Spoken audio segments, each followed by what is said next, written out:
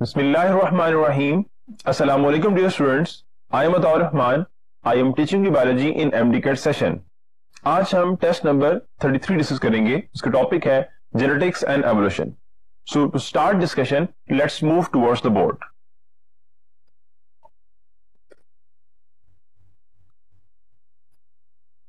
Dear students, first question is the number of linkage groups in an individual correspond to the number of alpha homologous pair of chromosomes, beta gene on chromosomes, Charlie chromosomes in each cell and delta chromosomes in the body. अब question यहां पर यह है कि जो linkage group है वो किस चीज को कॉरेस्पॉन्ड करता है. फॉर एग्जांपल ह्यूमन बीइंग में अगर हम देखें तो वी हैव 46 क्रोमोसोम और ये 23 पेयर्स की फॉर्म में है. एंड वी नो दैट कि एक क्रोमोसोम के ऊपर जो जीन है वो आपस में लिंक्ड है, लेकिन जिनकी जो ऑल्टरनेटिव फॉर्म है जो अलील है उसके होमोलॉगस के ऊपर होती है. सो इस तरह से एक ये लिंकेज ग्रुप बनेगा. तो इसका मतलब है कि जो लिंकेज ग्रुप है वो कोरिस्पोंड है किसके? Number of homologous chromosome. So right option होगी alpha homologous pair of chromosome. Beta है जीन्स ऑन क्रोमोसोम. एक क्रोमोसोम के ऊपर जीन्स बहुत ज्यादा हो सकती हैं. सो जो लिंकेज ग्रुप है वो जीन लिंक्ड आपस में जो है उस पर डिपेंड नहीं करता. लिंकेज फिनोमेना सेपरेट है और उसके ऊपर उसकी वजह से लिंकेज ग्रुप का होना एक सेपरेट है. चार्ली है क्रोमोसोम इन ईच सेल. हर सेल में क्रोमोसोम 46 है. सो नंबर की बेस के ऊपर लिंकेज ग्रुप डिपेंड नहीं करता, पेयरिंग के ऊपर डिपेंड करता है. इसलिए चार्ली ऑप्शन राइट नहीं है. और delta chromosome in the body. Body में क्रोमोसोम तो ट्रिलियंस होंगे क्योंकि मिलियंस ऑफ सेल्स हैं और ट्रिलियंस ऑफ सेल्स उनको मल्टीप्लाई किया जाए तो बहुत ज्यादा नंबर ऑफ क्रोमोसोम बॉडी में बनते हैं, लेकिन एक सेल में कितने होते हैं? 46. और लिंकेज ग्रुप डिपेंड करता है होमोलॉगस पेयरिंग के ऊपर. सो राइट ऑप्शन है अल्फा. क्वेश्चन नंबर 2 है red blindness is called alpha protanopia, beta retronopia, Charlie tritanopia and delta dichromacy. अब क्वेश्चन है रेड ब्लाइंडनेस क्या है? 3 डिफरेंट टाइप्स हैं डाइक्रोमेसी की. One is called as the protanopia जिसे हम कहते हैं रेड ब्लाइंडनेस. तो राइट ऑप्शन क्या होगी? अल्फा. अगर क्वेश्चन होता है ग्रीन ब्लाइंडनेस तो आप कहते हैं बीटा आंसर है. और अगर क्वेश्चन होता है रिगार्डिंग द ब्लू ब्लाइंडनेस तो आप कहते हैं आंसर क्या है? चार्ली. लेकिन अगर क्वेश्चन होता है कि जो वन कलर की एब्नॉर्मैलिटी है यानी 2 कलर परसीव कर सकते हैं और एक नहीं कर सकते तो वो क्या होती है? वो डाइक्रोमेसी. यानी अल्फा बीटा और चार्ली ये तीनों टाइप है किस चीज की? डाइक्रोमेसी की. क्वेश्चन नंबर 3 है which of the following zigzags from maternal grandfather through a carrier daughter to a grandson? Alpha haemophilia ANC, beta haemophilia BNC, Charlie haemophilia CN, para haemophilia और डेल्टा हिमोफिलिया ANB. अब जो zigzag fashion से grandfather से transfer होती है towards the grandson through the carrier daughter वो होती है एक्स लिंक रिसेसिव. अब देखते हैं ऑप्शन में कौन सी एक्स लिंक रिसेसिव है. अल्फा में ए और सी है. ए एक्स लिंक रिसेसिव है लेकिन सी ऑटोसोमल है, इसलिए अल्फा ऑप्शन राइट नहीं हो सकती. बीटा है हिमोफिलिया BNC तो बी एक्स लिंक है लेकिन सी नहीं है, इसलिए बीटा ऑप्शन भी राइट नहीं है. Charlie haemophilia CN para hemophilia. C भी ऑटोसोमल है और जो पैरा हिमोफिलिया है वो भी ऑटोसोमल है बिकॉज वो होती है फैक्टर नंबर 5 की वजह से, लेकिन वो आपकी बुक में गिवन नहीं है. लेकिन आंसर वो नहीं है क्योंकि दोनों ही उसमें क्या है? ऑटोसोमल लिंक है और वो zigzag पैटर्न से ट्रांसफर नहीं होती. Delta hemophilia A and B. Hemophilia A and B X link recessive है और एक्स लिंक रिसेसिव ही zigzag पैटर्न से क्या होती है? ट्रांसफर होती है. So right one is the delta. Question number 4 mutation in option genes cause blank types of colour blindness. Alpha 1, beta 2, Charlie 3, delta 4. अब जो कॉन्सन होते हैं उसमें ऑप्शन प्रोटीन जो है वो 3 डिफरेंट टाइप की है. Option protein for red, option protein for green and for the blue. So इस रेफरेंस से फिर आंसर क्या बनेगा? आंसर होगा चार्ली 3. क्वेश्चन नंबर 5 है in test cross we test the alpha genotype of a phenotypically dominant individual, beta genotype of a phenotypically recessive individual, Charlie phenotype of a genotypically dominant individual और delta है phenotype of a genotypically recessive individual. Test cross में हम क्या करते हैं? Suppose that हमने कहा था कि ये F1 में राउंड है and with in F2 3 round है और एक रिंकल है. इस पे तो डाउट नहीं था, ये क्लियर है कि होमोजाइगस रिसेसिव है. ये 3 राउंड है, इनमें डिफरेंस क्लियर नहीं था. और अब इसमें क्या चीज है? इसमें चीज यह है कि ये फेनोटाइपिकली डोमिनेंट है, लेकिन जीनोटाइप हमें इनकी क्लियर नहीं है। सो फिर इस एस्पेक्ट से आंसर क्या होगा? सो आंसर होगा अल्फा। हम जीनोटाइप फाइंड करते हैं एक ऐसे पर्सन की जो फेनोटाइपिकली डोमिनेंट जो है वो ट्रेट को शो कर रहा है। So right option is the alpha. Question number 6 है, in F2 of Mendel's dihybrid cross the number of non parental di types was alpha 3/16, beta 1/16, स्ट्राइली 9/16, डेल्टा 6/16। अब क्वेश्चन ये है कि आपने बताना है कि F2 डाइहाइब्रिड में number of non parental di types का मतलब 2 टाइप्स, यानी आपने 2 टाइप्स बतानी है जो कि पेरेंटल टाइप की नहीं है। तो अगर इस देखें चेकर बोर्ड को, तो इसमें 9 डिफरेंट पेरेंटल टाइप्स हैं, उसमें 1, 2 एंड 3। ये 1 टाइप ऐसी है जो पेरेंटल टाइप नहीं है, और सेकंड टाइप ये है। इस रेफरेंस से कितनी हुई? 6। दैट्स मीन 6/16 ऐसी टाइप्स जो पेरेंटल टाइप नहीं है, रिकम्बिनेंट है।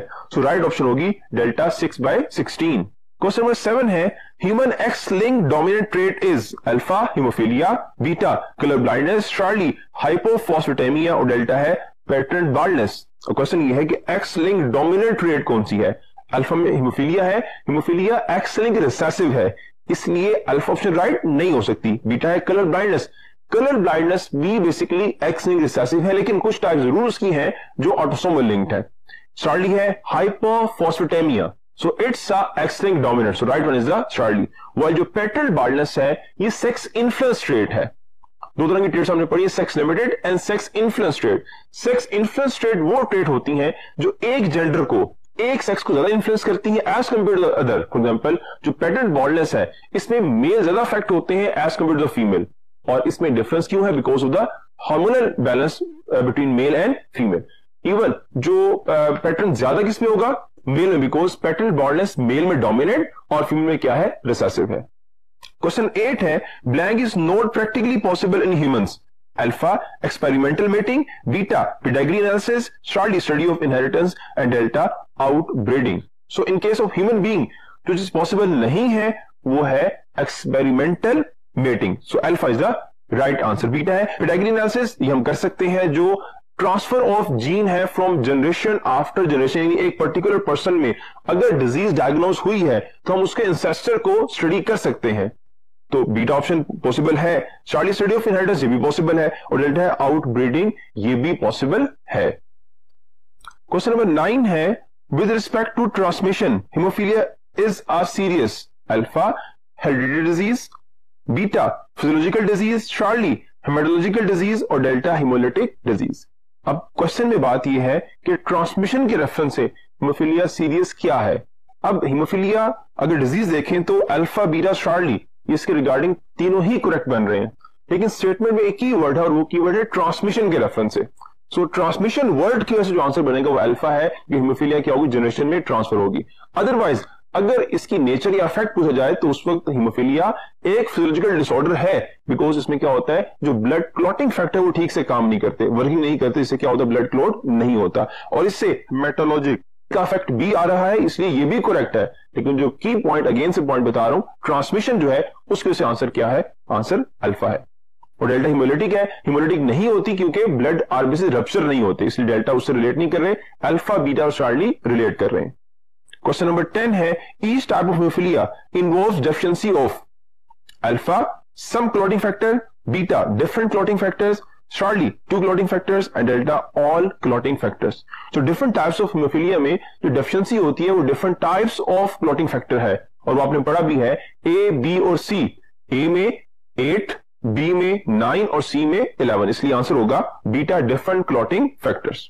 क्वेश्चन नंबर 11 है, pick up the odd pair. Alpha है haemophilia A factor 8, beta haemophilia B factor 11, Charlie haemophilia C factor 11, और डेल्टा हेमोफीलिया बी फैक्टर 9। अभी मैंने आपको बताया है कि हेमोफीलिया ए, बी और सी, और फैक्टर क्या है? 8, 9 एंड 11। सो उसमें जो ओड बन रहा है वो beta haemophilia B and factor 11, because B में जो होता है वो फैक्टर 9 होता है, इसलिए B is the odd one. Question number 12 है, out of the hemophilic patient how many suffer from type A?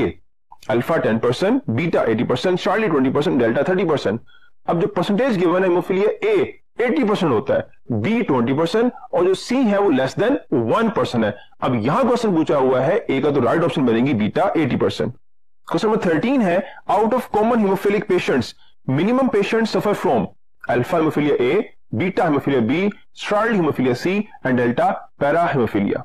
अब क्वेश्चन में दो बातें हैं, एक पॉइंट के मिनिमम कौन सा है और दूसरा आपने कॉमन में से बताना है। सो इस वर्ड की वजह से डेल्टा ऑप्शन है, पैरा हीमोफिलिया वो करेक्ट ऑप्शन नहीं होगी क्योंकि वो कॉमन नहीं है। मिनिमम जरूर है लेकिन कॉमन नहीं है। अब देखते हैं अल्फा बीटा और शार्ली में। अल्फा बीटा और शार्ली में अल्फा और बीटा, अल्फा 80% और बीटा 20% है। सो तब ऑप्शन एक ही बचती है और वो शार्ली है जो मिनिमम भी है और कॉमन में से भी है। So right option is the Charlie. Question number 14 है, pick up the one that affects more to men as compare to the women. Alpha haemophilia A and C, beta haemophilia B and C, starred haemophilia A and B and delta haemophilia C and D. अब जो 3 different types हैं उनमें haemophilia A और जो B है उसकी gene अगर हम देखें ए एंड बी, ये एक्स लिंक है और फर्दर क्या है, एक्स लिंक रिसेसिव है।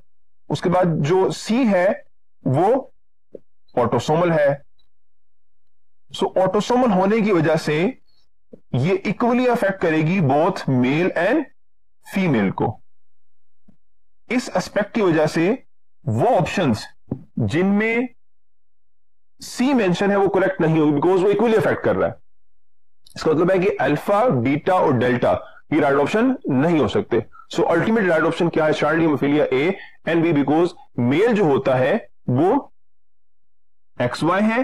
अब इस एक एक्स के ऊपर अगर रिसेसिवली आ जाती है तो वो एक्सप्रेस ही होगी क्योंकि कोई काउंटर पार्ट वाई के ऊपर एग्जिस्ट नहीं कर रहा। बल्कि फीमेल क्या है, X and X. Female haemophilic तभी होगी जब वो होमोजाइगस क्या हो, रिसेसिव हो। सो ऐसा होने के चांसेस क्योंकि कम होते हैं इसलिए वो हीमोफिलिक भी क्या होगी, कम होगी। सो ज्यादा चांसेस में है मेल बॉडी में। So right option is the Charlie. Question number 15 है, a woman can suffer from haemophilia A or B only when she is alpha homozygous dominant, beta homozygous recessive, Charlie heterozygous dominant and delta hemizygous dominant. अभी मैंने आपको बताया female तभी haemophilic होगी जब उसके दोनों एक्स के ऊपर क्या होंगे, रिसेसिव अलील एग्जिस्ट करेगी। तो वो क्या होगी, होमोजाइगस रिसेसिव। अगर डोमिनेंट होगी तो उसे इफेक्ट नहीं होगा और इवन अगर वो हेटरोजाइगस है तब भी उसे कोई इफेक्ट नहीं होगा, वो नॉर्मल होगी बट कैरियर।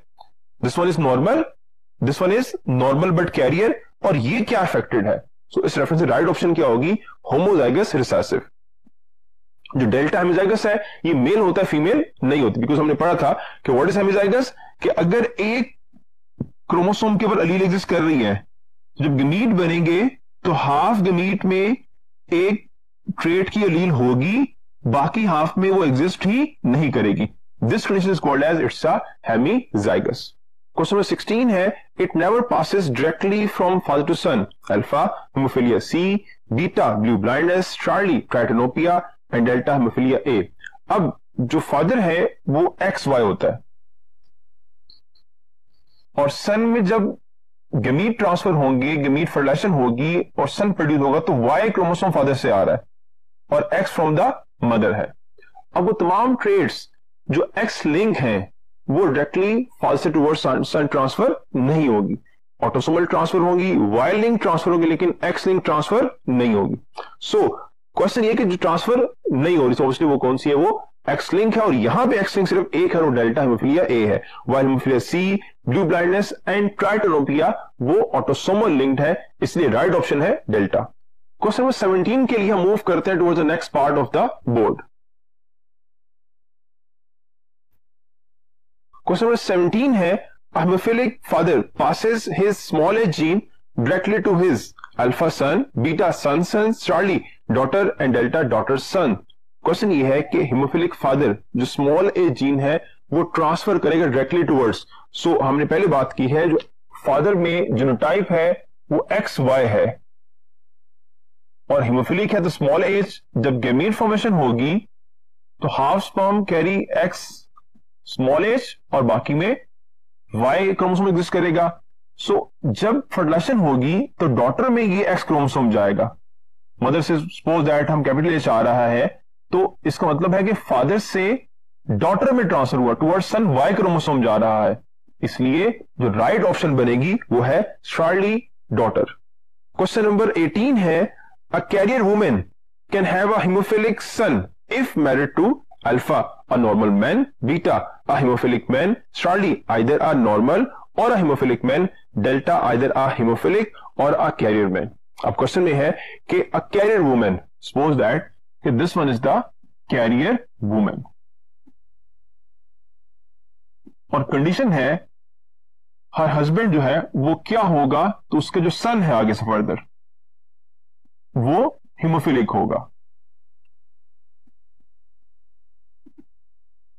अब जो फादर है उससे वाई क्रोमोसोम आना है, इसका मतलब है ये मैटर नहीं करता कि जो मेल है, जो हस्बैंड है, वो हीमोफिलिक हो या ना हो। अगर हीमोफिलिक है तब भी इफेक्ट नहीं होगा सन के ऊपर, और अगर हीमोफिलिक नहीं है तब भी सन के ऊपर इफेक्ट नहीं हो रहा, बिकॉज सन में फादर से आ रहा है वाई क्रोमोसोम। सो सन में जो एक्स लिंक ट्रेट मैटर करता है वो मदर से करता है। तो राइट ऑप्शन क्या बनेगी, Charlie either a married normal और अ हीमोफिलिक मैन।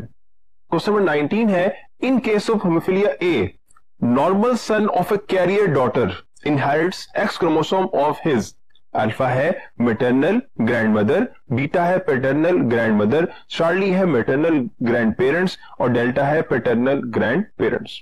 अब क्वेश्चन यहां पर है, पहली बात कही गई कि हीमोफिलिया ए, सेकंड पॉइंट है नॉर्मल सन और कैरियर डॉटर का, और क्वेश्चन लास्ट में क्या पूछा गया, inherit x chromosome of his.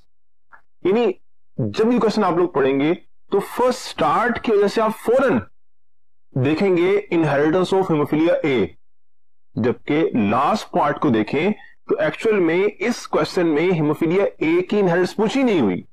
Last में पूछा गया है कि एक्स क्रोमोसोम वो नॉर्मल सन में कहां से आएगा। अब इसको अगर हम ड्रॉ करें, स्केच करें, तो पैटर्न अगर उस नॉर्मल सन के जो ग्रैंड मदर और जो ग्रैंड फादर्स को देखें तो कैपिटल ए स्मॉल एच कुछ भी बना लेते हैं अगर हम, क्योंकि यहां पे क्वेश्चन डिफरेंट है। इस केस में कैरियर डॉटर जो है वो डेवलप हुई और कैपिटल एच फादर से और स्मॉल एच यहां पर मदर से, and further when she got married with a normal man even, और इसमें फर्दर आगे जो इसका सन हुआ ये नॉर्मल सन है। इसमें क्वेश्चन ये पूछा गया जो एक्स क्रोमोसोम इसका है, इसमें ये नहीं क्वेश्चन है कि आपने बताना है एक्स एज के बारे में, ये क्वेश्चन नहीं है। क्वेश्चन ये है सिंपल एक्स क्रोमोसोम इसमें कहां से आया है। तो अगर इसको बैकवर्ड स्केच करें तो उसकी मदर से, और मदर में कहां से आया है, उसकी फर्दर आगे mother and father, that's mean जो ग्रैंड सन है उसमें एक्स क्रोमोसोम की पॉसिबिलिटी हो सकती है कि वो एक्स क्रोमोसोम उसके नाना का हो या नानी का हो। इसलिए जो राइट आंसर बनेगा वो है चार्ली मैटरनल ग्रैंड पेरेंट्स, यानी दोनों का हो सकता है, नाना का भी और नानी का भी। क्वेश्चन नंबर 20 है, pick up the sign denoting carrier daughter, alpha beta Charlie and delta. अब इसमें कुछ साइन यहां पर है, और विद इन द जेनेटिक्स जब हम पेडिग्री स्टडी करते हैं तो स्पेसिफिक साइन प्रपोज किए गए हैं, और इन साइंस को आपने याद रखना है, अंडरस्टैंड भी करना है। इन फ्यूचर भी आपको डिफरेंट लेवल पर क्वेश्चन ये आ सकते हैं। सो इसमें डिफरेंट साइंस हैं। This blank box indicate the normal male, normal है but male, and this one is indicate the infected male, this one is the normal female, and this one is the carrier female. और अगर female affected होगी तो यही circle क्या होगा, इस तरह से होगा। सो अब अगर देखें कैरियर के लिए कौन सा आंसर होगा, डेल्टा। क्वेश्चन नंबर 21 है, in human being normal vision is alpha monochromatic, beta dichromatic, Charlie trichromatic and delta polychromatic. Question पूछा गया है नॉर्मल कलर वीएन, और नॉर्मल कलर वीएन मीन के 3 डिफरेंट कलर्स जो है परसीव हो सकेंगे। So right one is the Charlie, जिसमें ग्रीन, रेड एंड ब्लू तीनों ही परसीव हो सकते हैं। अल्फा ऑप्शन है मोनोक्रोमैटिक, मोनोक्रोमेटिक में एक कलर परसीव होगा जबकि दो कलर परसीव नहीं होंगे, सो ये नॉर्मल कलर वेरिएंट नहीं है। बीटा है डाइक्रोमेटिक जिसमें टू कलर परसीव होंगे, एक कलर परसीव नहीं होगा, और ये नॉर्मल कंडीशन नहीं है, इसलिए बीटा आंसर नहीं है। डेल्टा है पॉलीक्रोमेटिक। पॉलीक्रोमेटिक मतलब होता है मल्टी कलर्ड, तो डेल्टा आंसर भी नहीं है, so right one is the Charlie. Question number 22 है The genes for blank options are located on X chromosomes. Alpha, red and blue. Beta, green and blue. Charlie, red and green. And delta, red, green and blue. अब जो X chromosome linked है वो दो है, red and green, क्योंकि जो blue option की gene है वो ऑटोसोमल क्रोमोसोम नंबर 7 पर होती है। So right option is the Charlie, red and green. Question number 23 है green blindness is called alpha protanopia, beta deuteranopia, Charlie tritanopia and delta protanomalous. अब क्वेश्चन है green blindness, so right option is the beta. While अगर question होता आपको red तो आप कहते प्रोटेनोपिया, और अगर क्वेश्चन होता ब्लू तो आप कहते चार्ली ट्राइटेनोपिया। वाइल अगर एनोमलस की बात होती यानी कलर परसीव हो सकते हैं लेकिन रेड कलर के रेफरेंस से उसमें क्या है, डाउट है, लाइट रेड जो है वो डायग्नोस करेगा, ये परसीव करेगा, तो तब आंसर होगा डेल्टा प्रोटेनोमलस।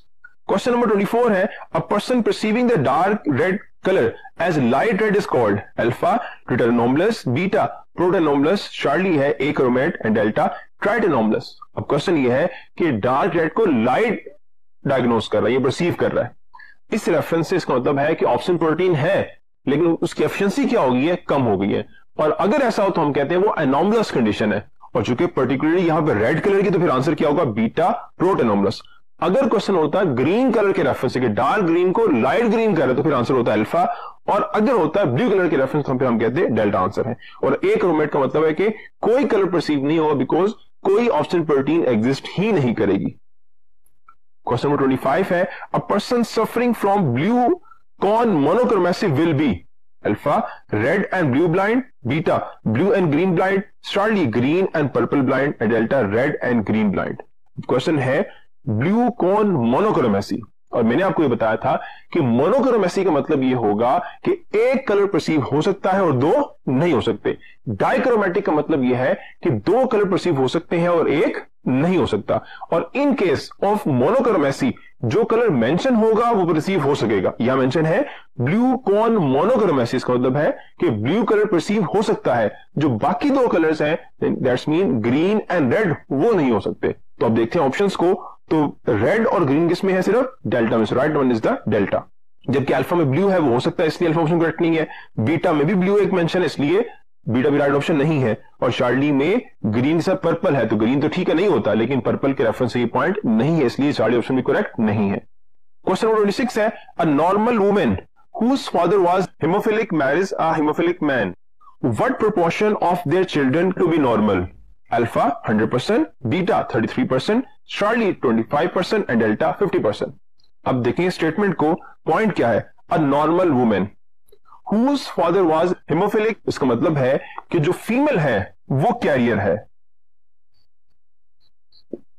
बिकॉज यहां ये बात कही गई कि whose father was, इसका अगर फादर है तो इसका मतलब है इसमें एक एक्स क्रोमोसोम मदर से है इसकी और सेकंड फादर से है तो ये कैरियर है, and she married to a haemophilic है, दैट्स मीन वो क्या है, हीमोफिलिक है। अब क्वेश्चन ये है कि इनमें फर्दर आगे जो इनमें इनके ऑप्शंस होंगे उनमें कितने परसेंट चांसेस है नॉर्मल कलर वेरिएंट के। हम देखते हैं गमीट फॉर्मेशन में जब गमीट्स बनेंगे तो फीमेल बॉडी हेट्रोगेमेटिक है, 50% गमीट में कैपिटल एज और अदर में स्मॉल एज। इस तरह से मेल बॉडी में हेमिजाइगस, स्मॉल एज एंड अदर में वाई क्रोमोसोम। सो अगर ये एग फ्यूज करता है स्पर्म के साथ, so this one is the offsprings, और ये क्या होगा, नॉर्मल है, डॉटर है और कैरियर है बट नॉर्मल होगी। और अगर ये गमीट फ्यूज करता है इसके साथ तो सन होगा बट नॉर्मल। अब दो यहां पे चांसेस नॉर्मल के हो गए। Next one is this one is haemophilic daughter because she is homozygous recessive. Then this son, ये भी क्या हुआ, हीमोफिलिक होगा। इसका मतलब है जो पॉसिबल चांसेस हैं वो 4 के हैं बिकॉज 4 गमीट बनते हैं। इसमें 50% चांसेस नॉर्मल के हैं और 50% चांसेस जो है वो हीमोफिलिक होने के हैं। सो जो राइट ऑप्शन बनेगी वो कौन सी है? वो डेल्टा है 50%। क्वेश्चन नंबर 27 के लिए हम मूव करते हैं towards the next part of the board. Question number 27 है calculate the value of p when the p square is equal to 0.49, 2p is equal to 0.42 and q square is equal to 0.09 and options are alpha 0.8, beta 0.7, charlie 0.6 and delta 0.5। अब इस question को आप to way से solve कर सकते हैं। पहले देखते हैं वैल्यूज क्या है। जो p स्क्वायर है it is equal to 0.49, 2pq जो है it is equal to 0.42 and q square is equal to the 0.09। एक सिंपल वे इसको सॉल्व करने का यह है कि आप जस्ट जो p स्क्वायर है 0.49 इसको इस मेथड से सॉल्व करेंगे, आपके पास आंसर आएगा 0.7 सिंपल p का। एक वे ये हो गया। सेकंड वे ये है कि जो q स्क्वायर है आप उसमें q स्क्वायर का 0.9 लेंगे तो इसका आंसर आएगा 0.3। आपके पास q का आंसर आ गया। अब जो फॉर्मूला है p plus q is equal to 1, तो p plus 0.3 is equal to 1, p is equal to 1 minus 0.3, तो आंसर क्या होगा? p is equal to 0.7। So in two way से आप p की वैल्यू फाइंड आउट कर सकते हैं। So right option is the beta. Question number 28 है इन स्मॉल पॉपुलेशन ब्लैंक में lead to loss of particular alleles alpha genetic drift, beta mutation, Charlie migration and delta selection. अब point ये है कि small population है और उसमें loss of gene है और ये होती है genetic drift. So right one is the alpha. Mutation ultimate source of all change है लेकिन उसमें जीन लॉस नहीं होता। चार्ली माइग्रेशन है, माइग्रेशन की डिफरेंट टाइप्स हैं, उसमें जीन फ्रीक्वेंसी अल्टर होगी लेकिन वो कोई स्मॉल पॉपुलेशन के लिए नहीं है, वो बेसिकली हर पॉपुलेशन पे अफेक्ट करेगी। और डेल्टा सिलेक्शन है, ये नेचुरल सिलेक्शन जो ग्रेजुअल टाइम के साथ होती है, सडन नहीं होती। क्वेश्चन नंबर 29 है non random mating causes the frequency of particular genotype to differ greatly from those predicted by alpha Charles Darwin, beta Harder-Weinberg principle, Charlie J.B. Lamarck and delta Alfred Wallace। So question ये है कि non random mating क्या करेगी? Frequency of particular genotype to differ greatly, यानी उससे बहुत change हो जाएगी जो हार्डे-वेनबर्ग प्रपोज करते हैं। सो ये किसके मुताबिक है? So answer is the beta Hardy Weinberg principle. Charles Darwin ने ऐसा कोई प्रिंसिपल प्रोवाइड नहीं किया था, जबकि जो लेमार्क है उसकी थ्योरी थी इनहेरिटेंस ऑफ एक्वायर्ड कैरेक्टरिस्टिक्स, जबकि डेल्टा वेलेस है उसने ऐसे डार्विन किया था origin of species by mean of natural selection. Question number 30 है preference to desired characters by breeder is called alpha natural selection, beta artificial selection, Charlie plant breeding and delta animal breeding. So question है preference to desired character by breeders, यानी बात ही हो रही है कोई breeder है जो ब्रीड करवा रहा है, पर्टिकुलरली ऑब्वियसली वो ह्यूमन बीइंग होंगे, वो डिजायर्ड कैरेक्टर को फोकस कर रहा है, तो ये जो सिलेक्शन होगी, ये जो ब्रीडिंग होगी आर्टिफिशियल होगी बिकॉज ह्यूमन बीइंग्स इन्वॉल्व है, साइंटिस्ट इन्वॉल्व है। So right option is the beta artificial selection. अगर नेचर इन्वॉल्व हो तो हम कहते हैं वो नेचुरल सिलेक्शन है, और जो साइंटिस्ट इन्वॉल्व है वो through the artificial selection plant और एनिमल किसी को भी ब्रीड करवा सकता है, इसलिए जो राइट ऑप्शन है वो बीटा है। Question number 31 blank is a very potent agent of change alpha migration, beta mutation, Charlie selection and delta genetic drift।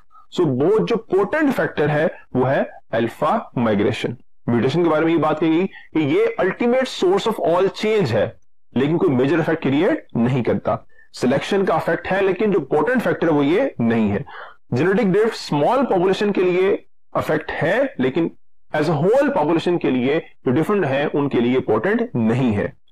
Question number 32 है in Darwinian view the history of life like alpha fork, beta pyramid, Charlie tree and delta world. तो Darwin के मुताबिक जो history of life वो एक tree की तरह है, जिस तरह से एक ट्री में मेन स्टेम होती है और उससे फर्दर आगे डिफरेंट ब्रांचेस डेवलप होती हैं और हर ब्रांच से फर्दर आगे ब्रांच डेवलप होगी और एक डाइवर्स ट्री बन जाएगा।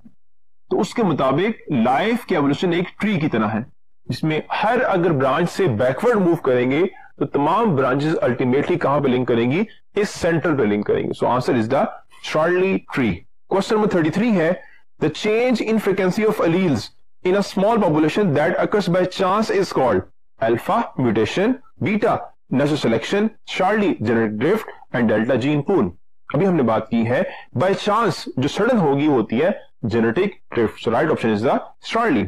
Mutation ultimate source of all change है और वो बहुत इंपॉर्टेंट फैक्टर नहीं है और सडन भी नहीं होती, इसलिए अल्फा ऑप्शन राइट नहीं है।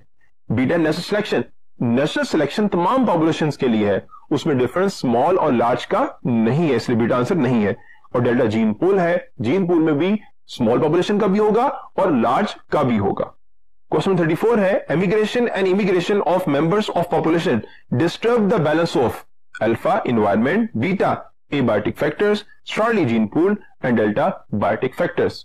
सो ये दो फैक्टर जो है ये बेसिकली अफेक्ट करते हैं जीन पूल को, बिकॉज एक प्लेस से अगर दो पॉपुलेशन है और दोनों का जीन पूल है, यहां से पर्सन मूव करते हैं इस तरफ, तो यहां से वो इमिग्रेशन हो गई और यहां पे इमिग्रेशन हो गई, तो कुछ जीन यहां से रिमूव हो जाएंगी माइनस और यहां पे क्या हो जाएंगी ऐड हो जाएंगी, जिससे वहां पर क्या हो जीन पूल में जीन और अलील फ्रीक्वेंसी चेंज होगी। So right option is the Charlie. Environment depend नहीं करती बायोटिक फैक्टर के ऊपर। हाँ ये जरूर है कि डिफरेंट लिविंग थिंग्स इन्वायरमेंट के ऊपर अफेक्ट होते हैं, लेकिन कोई वो बहुत मेजर फैक्टर नहीं, बिकॉज इन्वायरमेंट में रिसाइक्लिंग मैकेनिज्म एग्जिस्ट कर रहा होता है। बीटा एबायोटिक फैक्टर है, एबायोटिक फैक्टर इन्वायरमेंट ही है, इसलिए वो भी आंसर नहीं है। और डेल्टा बायोटिक फैक्टर है, तो बायोटिक फैक्टर जो है वो डिपेंड करते हैं एक दूसरे के ऊपर। सो यहां पे जो क्वेश्चन है वो जेनेटिक्स के रेफरेंस से है, इसलिए आंसर है चार्ली। क्वेश्चन नंबर 35 है law of independent assortment makes inevitables the alpha assortment of traits, beta remaining together of traits, Charlie freedom of traits and delta assortment of alleles। अब question ये है कि law of independent assortment किस चीज को नागुजीर बनाता है, दैट्स मीन वो इवेंट होगा ही होगा। अल्फा ऑप्शन को देखें, असॉर्टमेंट ऑफ ट्रेट्स। अब स्टेटमेंट में ये बात लॉ में ये बात जरूर है, असॉर्टमेंट ही है यानी लॉ ऑफ इंडिपेंडेंट असॉर्टमेंट, लेकिन लॉ का जो एक्चुअल मीनिंग है वो ये है कि जो ट्रेड्स हैं वो इंडिपेंडेंट है, कि वो असॉर्ट हो या ना हो। और इस चीज को यूं डिस्क्राइब किया गया कि अगर तो ट्रेड्स एग्जिस्ट कर रही हैं ऑन अ नॉन होमोलॉगस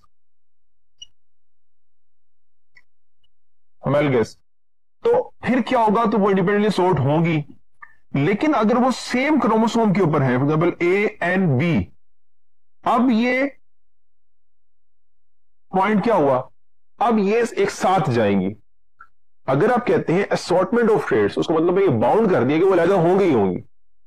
लेकिन इंडिपेंडेंट असॉर्टमेंट का मतलब है कि वो असॉर्ट होने के लिए या एग्जिस्टेंस के रेफरेंस से इंडिपेंडेंट है कि वो असॉर्ट हो या ना हो, क्योंकि अगर सेम क्रोमोसोम पर है तब डिपेंड करेगा उनके दरमियान डिस्टेंस पर।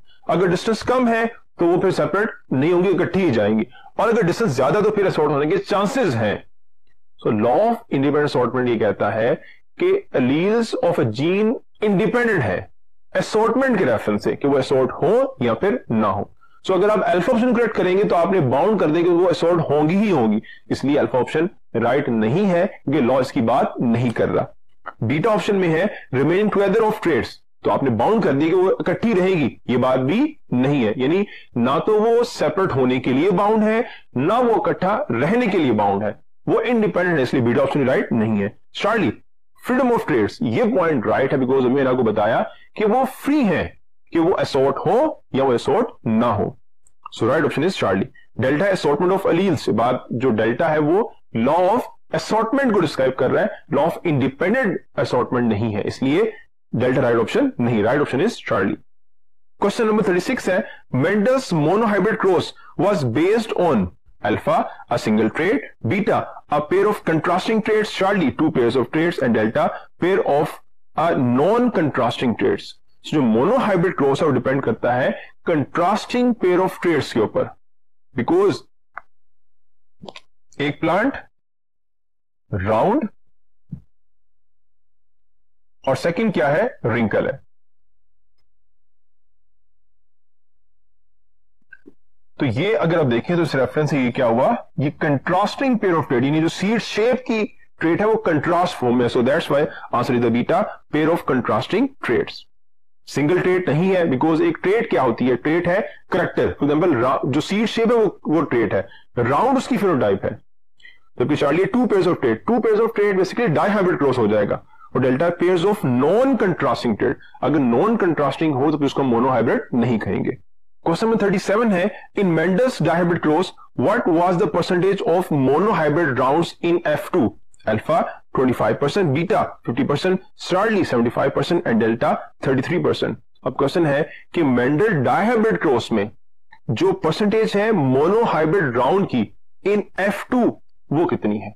तो अगर देखिए 16 जो टोटल प्लांट बनते हैं इन अ चेकर बोर्ड, इन 16 में से 9 आपने कहा था कि राउंड है, और इन 9 में फर्दर एक ऐसा था जो होमोजाइगस डोमिनेंट है, यानी वो ट्रू ब्रीडर है, वो मोनोहाइब्रिड नहीं है। बाकी जो 8 है वो क्या है, वो हेटेरोजाइगस थे, that's mean they are the monohybrid. So right one is the beta 50%। तो हाफ बनता है ना 60 का 8, 50%, तो right option is the beta.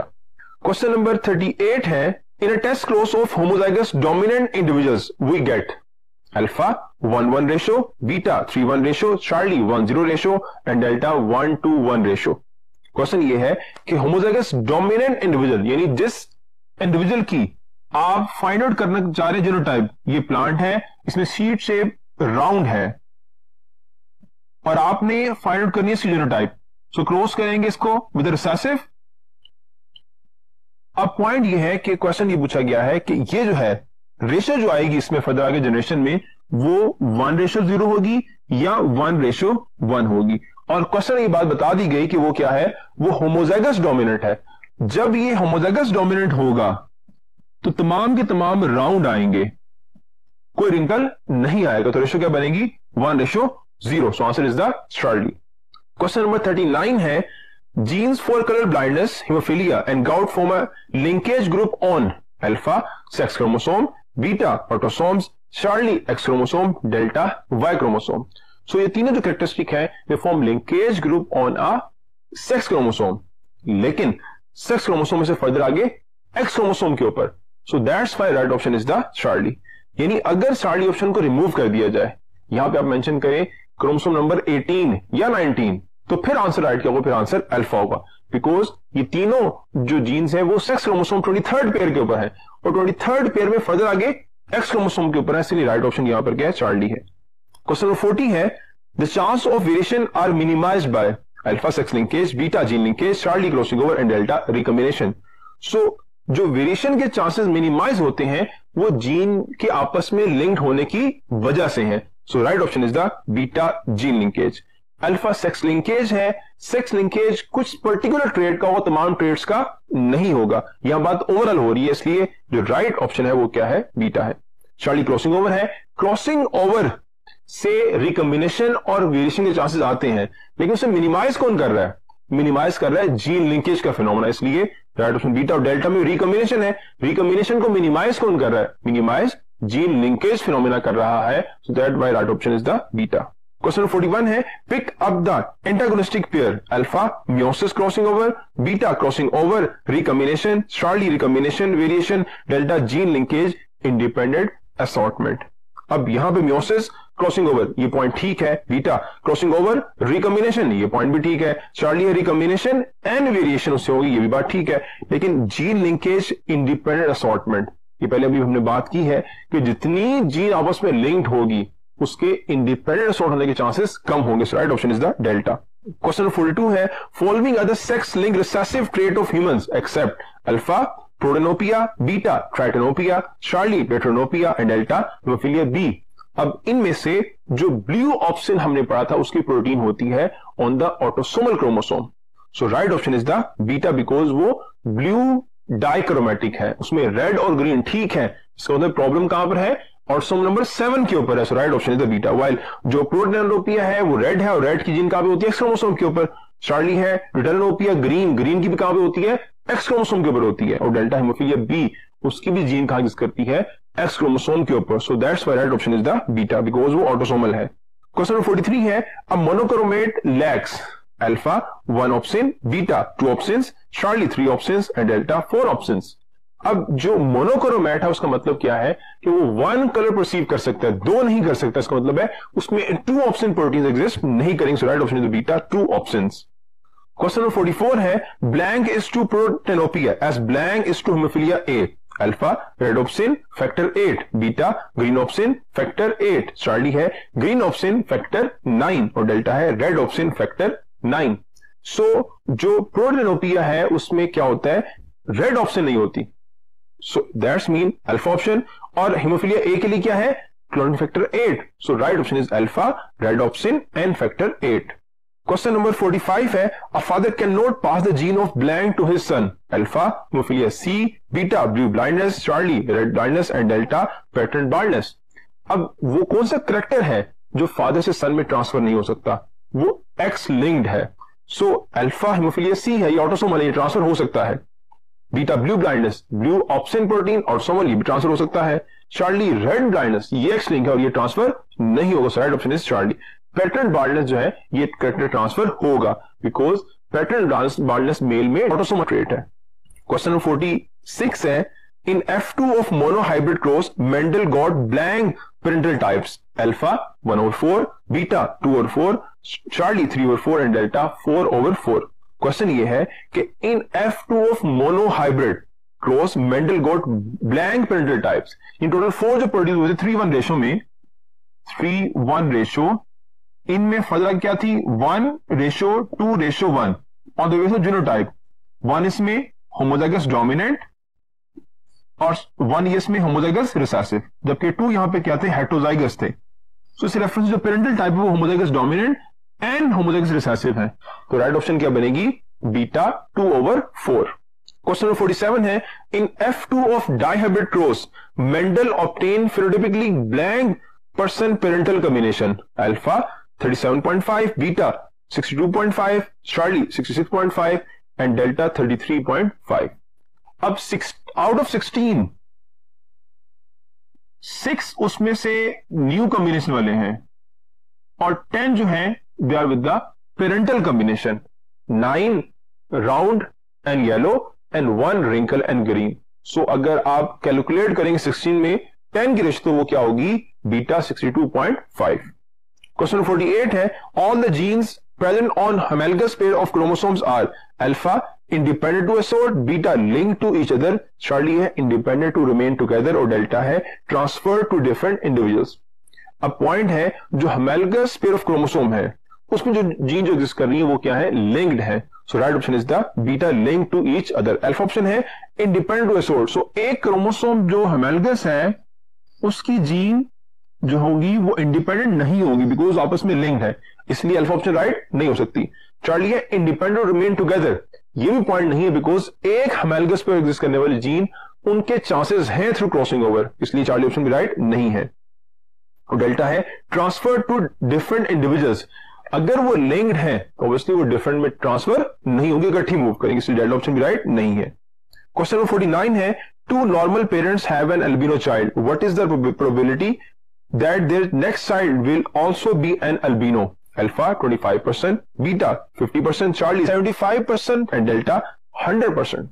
अब इसमें भी पॉइंट अगर देखें, two normal parents have an albino child, अब यहां पे हिंट मौजूद है कि नॉर्मल पेरेंट्स हैं लेकिन एक चाइल्ड पहले उनका अल्बिनो हो चुका है और क्वेश्चन ये है कि नेक्स्ट चाइल्ड के अल्बिनो होने के चांसेस कितने हैं। इसका मतलब यह है कि जो ये पेरेंट्स हैं वो हेटेरोजाइगस हैं, for example capital A and small A, mother है और फादर भी क्या है, हेटेरोजाइगस है।